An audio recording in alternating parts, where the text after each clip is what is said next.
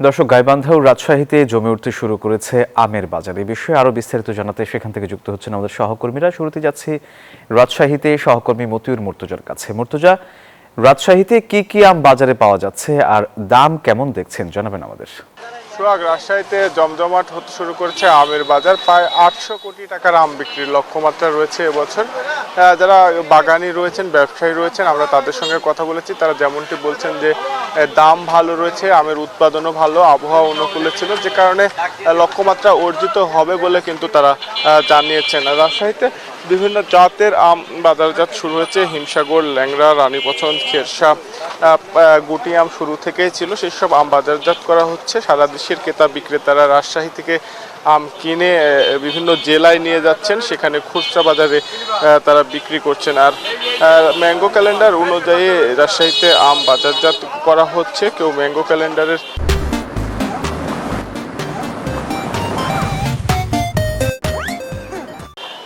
আগে অপরিপক্ক আম বাজারজাত করলে তার বিরুদ্ধে ব্যবস্থা নেওয়া হবে বলে জানিয়েছে জেলা প্রশাসন।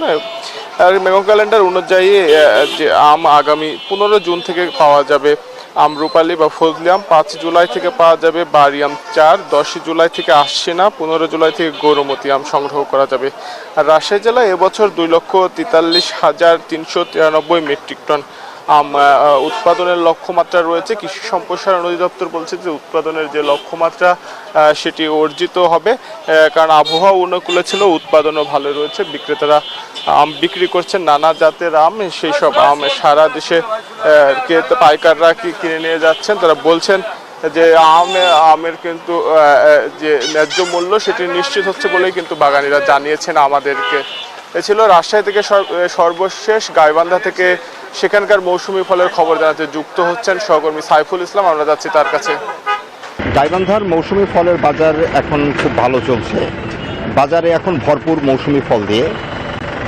গাইবান্ধা বাজারে মৌসুমি ফলের প্রচুর সরবরাহ রয়েছে, এ কারণে দামও কিছুটা কমেছে।